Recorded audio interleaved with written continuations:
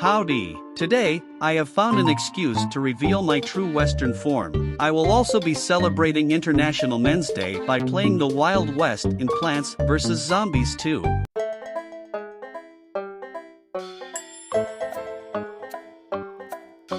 We have now entered the Wild West. This world also introduces a new mechanic, minecarts. They are used in order to move plants to different lanes, which allow me to save sun that I can use to greed and also spam. We also unlock a pair of conjoined twins and were introduced to prospectors. Prospectors carry explosives that explode after a few seconds. It also launches them across my lawn, and they also attack plants from the rear. To prevent this, we can use Absolute Zero, which puts out the fuses from their explosives. We are also introduced to pianist zombies, who possess the ability of being able to play the songs of all time, even greater than some of the greatest composers of all time. But their music is easily ruined by spike pests. We also get our hands on more explosives, which is the kind to trap people in caverns. Day 4 features Not OK Corral, where we're only allowed to place one plant at a time. Despite the fact that this minigame is slower than my upload schedule, I don't really mind this minigame. I also get to spam all kinds of pea shooters, and we encounter another piano man with some very professional piano playing. Defeating the piano guy also makes him drop Taco Bell. We move on to day 5, where we must prepare for the incoming horde of Mexicans. One of them appears in the bottom lane,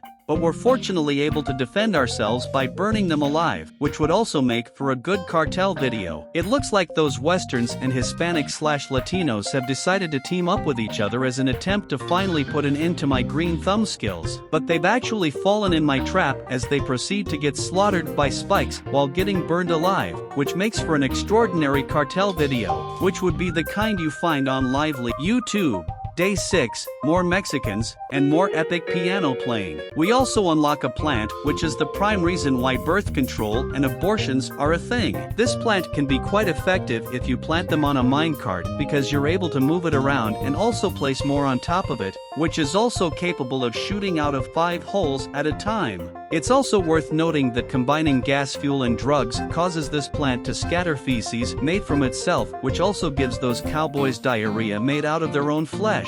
Good thing we found a piece of toilet paper. Wait, brains are illegal in the Freedom Country? If that's the case, then the whole world should be in prison. Actually, nobody deserves to go to prison if they're lacking brains, just like you.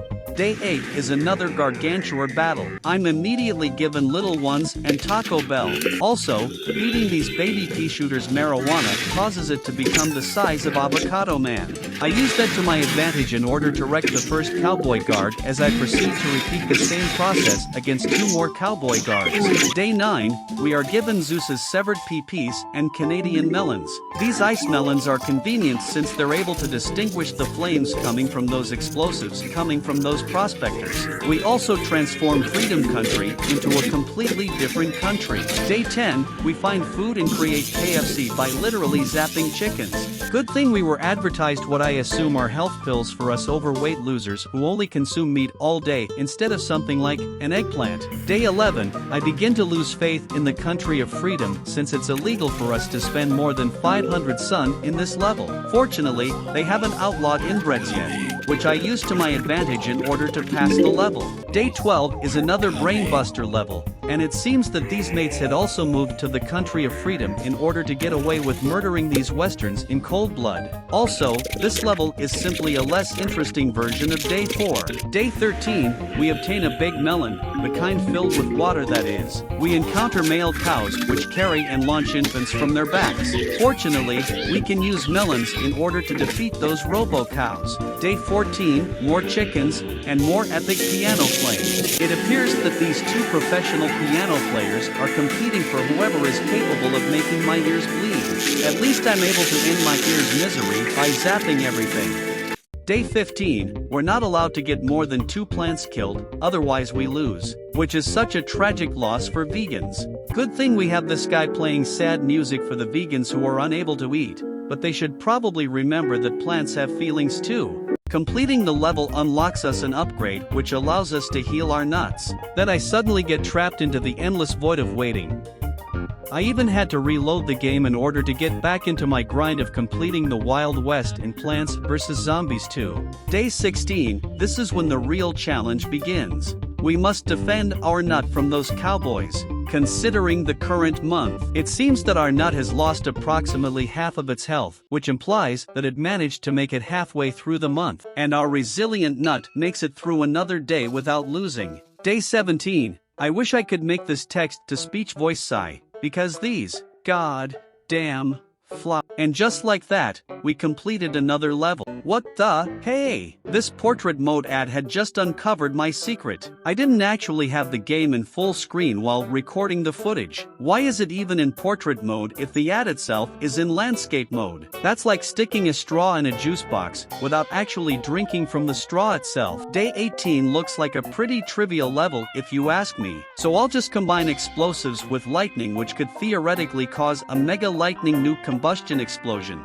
thing. And it actually seems to be working at first. One of these prospectors managed to launch themselves, but I simply give steroids to Zeus's ding dong to kill the prospector. But now there's another one attacking my plants. Come on, you better kill the zombie, you small piece of meat. The lawn has now become a slaughterhouse, which are the kinds used to be able to produce all kinds of diabetic meals for your fat app. Great, now I have to resort to using my lawnmowers because of those cots. Are you kidding me? I actually managed to lose for the first time in this series, all because of this thing. You know what? If the game wants to spam chickens, then I might as well fight fire with fire. I might even light myself if I don't beat this level. Huh, it actually seems to be working. You gotta be kidding me. This is why I hate miners. You know what? Fine, I'll quit using electric plants and resort to actual strategy for once. Despite my challenges, I managed to get past this level just fine. I'm also rewarded with a walnut after he grew up. Day 19 is truly hell,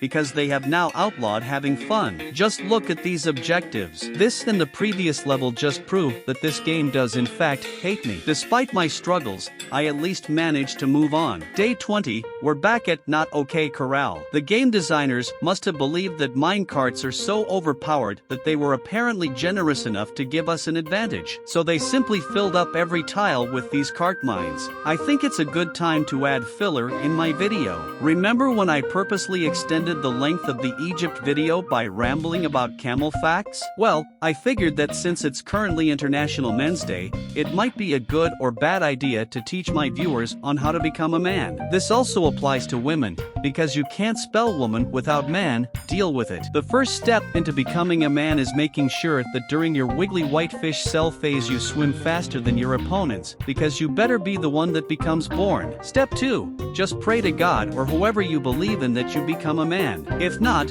then you women need to find a better hobby. Step 3. This is the part where you actually get born. And what happens after that, you may ask? Well, the truth is, just ask your parents. Goddammit, I'm not your biology teacher. I'm a mutant who plays a silly game about silly vegetables and silly vegans on my silly computer, using my silly brain to process whatever silly things is going on right now. Because life is silly. And just like that, we completed another level. Day 21. You know what? I don't even want to talk about this level, and I think it's obvious why. Day 22 isn't so bad compared to the previous couple levels. It's just a locked and loaded level. We even get to see our fellow Aussies and Canadians team up against those Americans. Dang it, why has this world been feeling the need to constantly throw tedious objectives at us? This tragedy had just got me thinking of actually explaining what the fourth step of becoming a man is like. Speaking of which, step 4, you must grow up by staying alive and not dying in humiliating ways. This includes tripping, getting hit, and even swallowing a Lego. This is where you move on to step 5, where you're required to suffer to improve your chances of survival. If you're living a happy life, then you're probably gonna die at some point. But if you're an emo disappointment to your mother,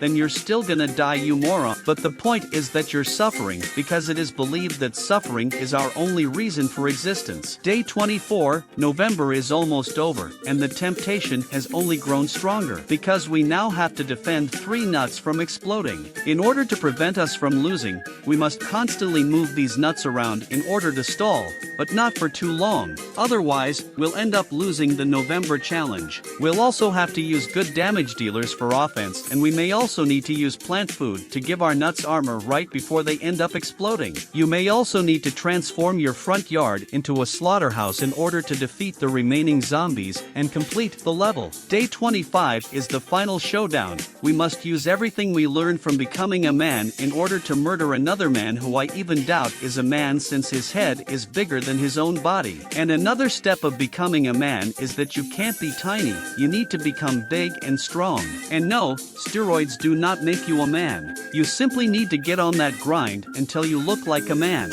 You managed to make it this far into November, so just remember to stay on that grind. Also, here's the next step into becoming a man. Don't change yourself for this November challenge, change yourself for your own good. Quit being a slob, or drug addict, or homeless. I should probably be talking about the boss fight itself, but honestly, I'm not really sure what to talk about, other than maybe.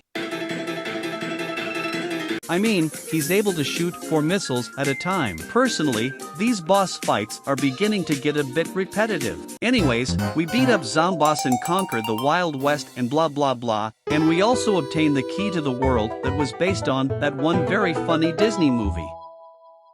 We finally made it to the end of this video. Even though I just conquered America, let me remind you that there are still 8 more worlds for me to conquer. So just wait like 12 centuries until I actually manage to beat the game. Or just wait until Christmas until I upload the next PvZ2 video. I'm done rambling, so goodbye.